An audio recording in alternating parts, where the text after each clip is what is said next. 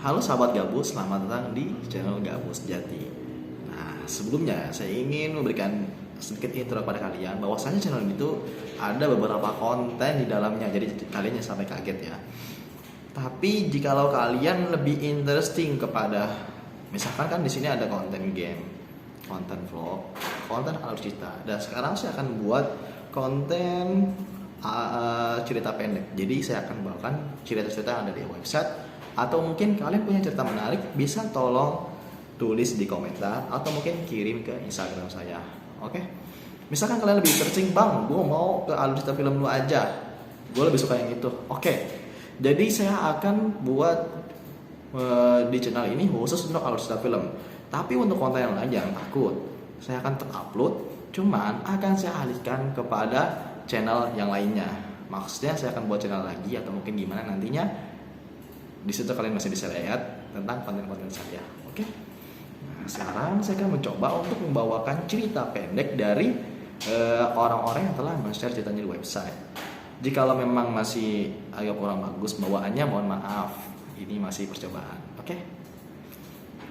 Di sini saya sudah menemukan cerita menarik, ya semi-semi romance gitulah. Judulnya Jalani Saja. Oh. Oke, kita mulai ya. Kita jalani saja dulu. Bagaimana besok, kita pikirkan besok. Oh, ini sudah ketawa nih, alutsista mana nih, ya kan? Dengan ringan mulut, Mas Rizal berucap. Saat ku bertanya ke depan, bagaimana kelanjutan hubungan kami? Sebelum mengenalnya, prinsipku tidak akan pacaran sebelum bekerja. Apalagi aku masih kuliah. Bukan apa-apa. Aku tidak ingin perhatianku terbagi untuk memikirkan hubungan yang belum tentu jelas ke depannya. Oke. Bagiku, pacaran itu sama dengan menjaga jodoh orang lain. Oh. Pacarannya sama siapa, nikahnya sama siapa. Buang-buang waktu, percuma. Namun prinsipku tergeser. Kehadiran Mas Rizal mengubah semuanya. Kuliah hari pertama sama-sama datang terlambat, seolah-olah kami janjian. Dosen bukannya marah, tapi mengeluarkan lelucon yang mengagetkan. Apaan tuh? Tepuk tangan dong untuk pasangan pengantin kita. Sepertinya mereka terlambat karena begitu menikmati malam pertama mereka. Bisa aja sudah dosen. Entah apa maksud dosen membuat seperti itu di depan puluhan mahasiswa. Kenal saja tidak, bagaimana bisa kami disebut pengantin, bahkan menikmati malam pertama. Kurasa dosen ini memiliki cara mengungkapkan kemarahannya dengan cara yang berbeda. Tapi sanggup membuatku mematung.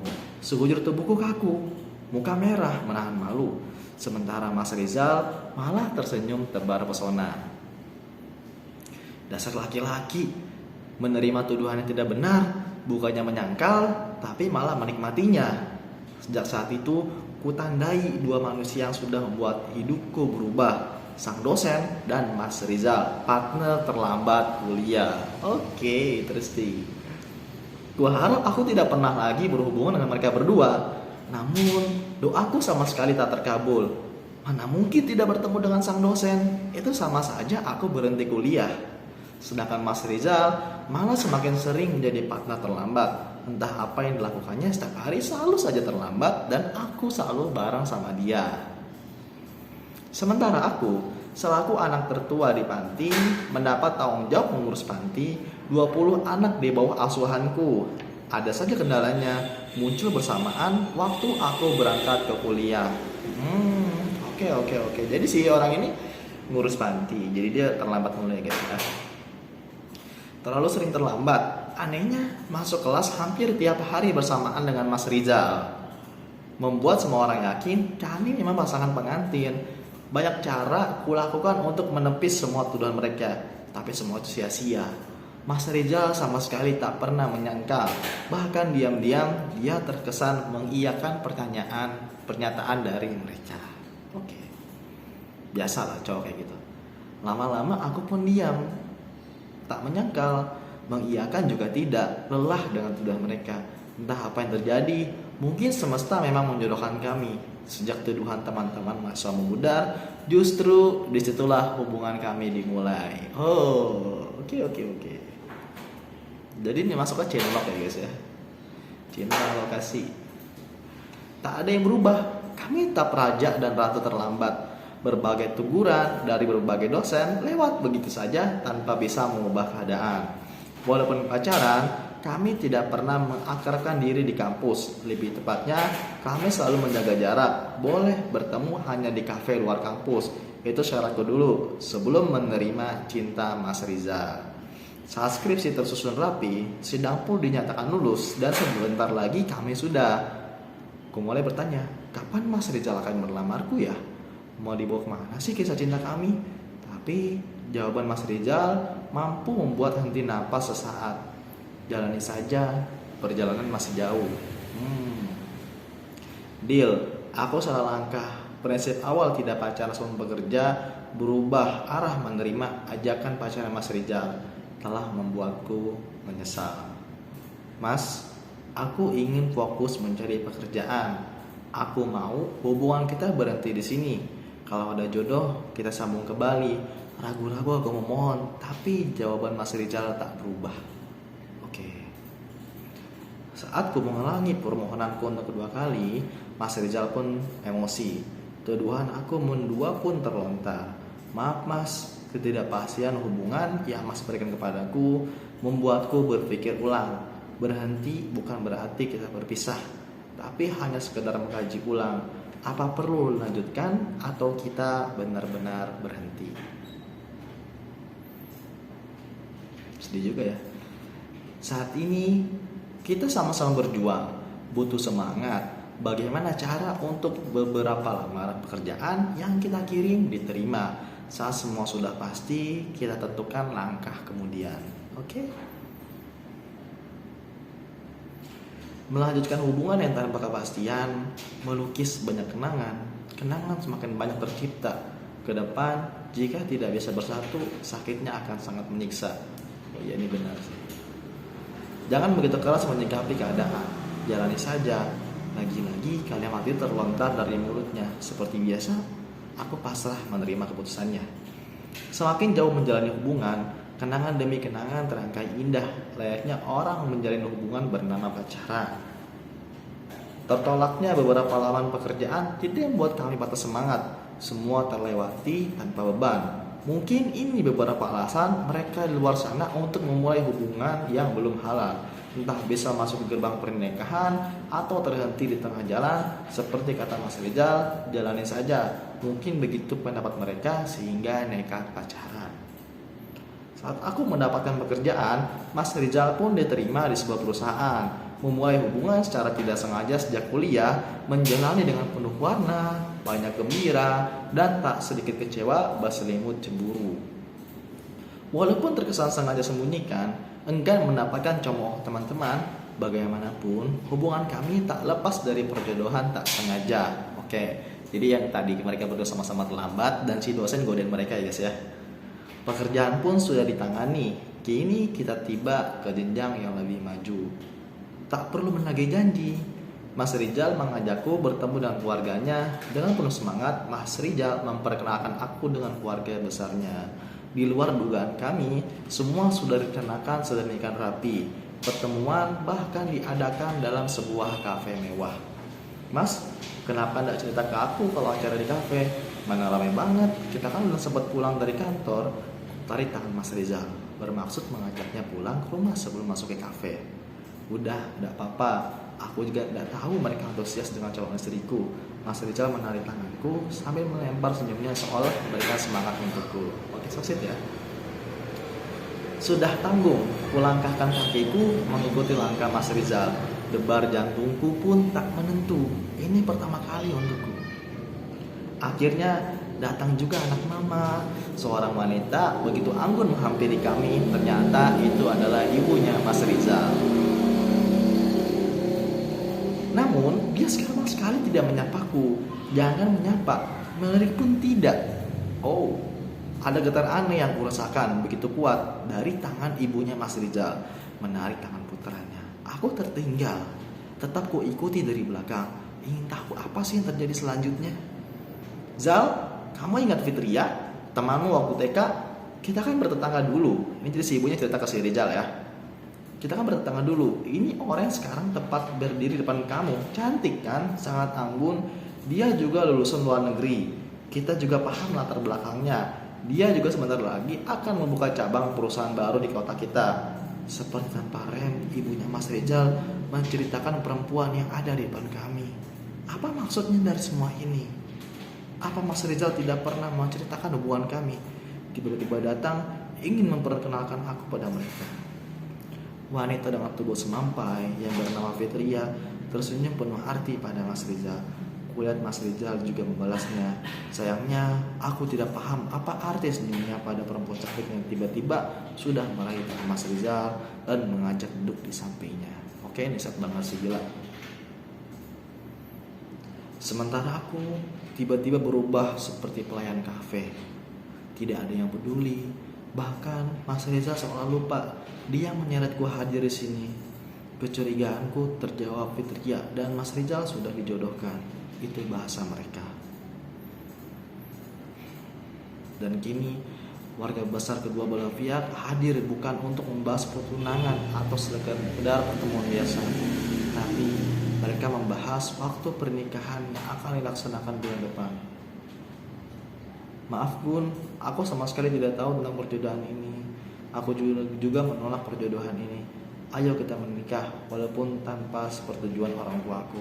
Ini si Rizal ternyata tidak tahu orang tuanya ngajakin si Fitria dan keluarga besarnya untuk untuk tunangan lah, untuk ngomongin perjodohan. Padahal tadinya dia ingin memperkenalkan si Anggun ke keluarganya. Walaupun aku mencintai Mas Rizal, logikaku masih bisa diandalkan. Aku tidak mau berbuat nekat. Pernikahan tidak hanya sehari dua hari, tidak juga antara kami berdua, tapi ada keluarga besar di belakang kami. Ketika mereka tidak setuju, aku memilih mundur. Sakit, bahkan sangat sakit. Tapi ini lebih baik daripada ke depan masalah demi masalah selalu mengikuti pernikahan kami. Bayangan wajah ibu Mas Rizal yang sama sekali tidak peduli padaku cukup dijadikan alasan tepat untuk berhenti sampai di sini. Mas Rizal tetap bersikeras mengajakku menikah. Tegas kutolak. Cukup, keputusan pacaran kemarin aku salah jalan. Kata-kata jalani saja benar-benar menyesatkan. Aku tidak mau terpuruk untuk kedua kali. Ibarat luka, lebih cepat kuobati, lebih cepat sembuhnya. Akan kurawat luka ini walau menimbulkan bekas, tapi hikmahnya akan aku jadikan pegangan untuk kembali melangkah. Oke. Ya, sebenarnya bingung juga sih kita mau review, mau ngerangkum dari cerita ini, kalian juga udah pada paham kan. Jadi intinya sebenarnya ada 3 karakter di sini yang utama. Anggun, Rizal, dan si Fitria. Anggun ini sebenarnya seorang perempuan yang memang sudah pernah sakit hati oleh pasangannya. Dia sampai-sampai susah untuk membuka hati lagi kepada pria yang baru. Tapi karena memang dia sering telat dan juga karena memang keadaan yang buat dia saling mencintai kepada si Rizal. Mereka ini sering telat. Awalnya Anggun telat, si Rizal telat, digodain sama si dosennya. Cil, telat dulu pengantin lo ya, digituin. Awal-awal jelas dong kesel, apalagi cewek ya enggak. Kalau cowok biasa digituin, malah seneng. Ya, sampai akhirnya justru cemoohan itu udah nggak ada, orang-orang udah pada nggak godain lagi. Nah, mereka di situ mungkin kangen akan cemoohannya, mereka malah jadi-jadian. Maksudnya mereka malah jadian. Setelah lulus dari kuliah, udah wisuda, aku nanyain ke si Rizal, Mas, bagaimana hubungan selanjutnya? Cuman si Rizal ngomongnya, ya udah jalanin aja, jalanin dulu. Cuma si Anggun masih nggak mau dengan jawaban begitu, guys. Ya nama juga cewek pasti butuh kepastian, minimal tunangan atau langsung nikah. Ya nggak suka orang kayak terlalu lama-lama nggak jelas gitu loh. Ya.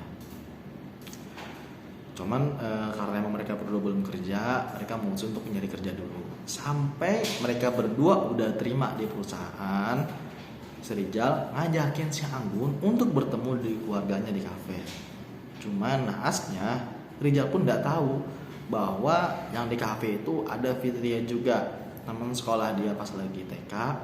Ya memang orang cantik, terus punya perusahaan juga, karirnya bagus, dan dijodohin oleh orang tuanya. Memang sebenarnya susah guys. Kalau kita mencintai seorang, ini ada kata-kata bijak nih. Bagaimanapun kamu menjaga jodohmu, kalau dia bukan jodohmu, itu pasti akan hilang. Tapi bagaimanapun kamu tidak menjaga jodohmu, ada motor kampret emang. Bagaimanapun kalau kamu tidak menjaga jodoh, kalau emang itu ditakdirkan oleh yang di atas untuk kamu, pasti itu akan buat kamu nanti. Dan memang sebenarnya cinta yang paling kuat itu adalah cinta yang sama orang tuanya satu paket. Kadang ada cowok sama ceweknya pacaran tapi nggak disetujuin, padahal cowok sama cewek deket banget. Ada yang cowok sama ceweknya nggak deket, orang tuanya deket, dua-duanya, dua orang tua deket, kenal banget, mereka jadinya nyambung. Apalagi cowok sama ceweknya deket, orang tua masing-masing deket, itu the best banget. Itu jarang kayak gitu. Makanya jika kalian mendapatkan situasi seperti itu, ya pertahankan. Jikalau kalian di posisi orang tua masing-masing nggak merestui nih, ya itu bebas di pilihan kalian. Tapi kalau menurutku pribadi, jangan buang-buang waktu lah. Kalau orang udah nggak setuju, kalian udah berusaha, Pah, mah, begini-begini, dia tuh orang begini, Pak, dia tuh baik begini. Tapi nama juga orang tua pasti punya feeling yang baik, ya kan. Tetap kita harus nurut sama orang tua. Bagaimanapun kita, mau kita sesukses apapun juga, tetap orang tua lebih utama. Itu pasti. Jangan pernah lupain kayak gitu. Ya, jangan buang-buang waktu yang gak jelas. Kalau kalian di posisi orang tua sama-sama senang, terus pasangan kalian juga serang sama kalian, itu pertahanin. Karena latihan seperti itu. Oke, cukup sekian dari saya. Bagaimana membawa alur film? Bagaimana membawa cerita pendeknya? Bagi kalian suka, tolong tulis di kolom aja. Kan gini nih. Oke, cukup sekian video dari saya. Jika kalau kalian suka dengan videonya, tolong like dan juga komentar di bawah. Kalau kalian ada cerita-cerita yang ingin kalian sampaikan, bisa di komentar, bisa juga di Instagram saya. Oke, terima kasih. See you next time. Gabut sejati, sign out and bye bye.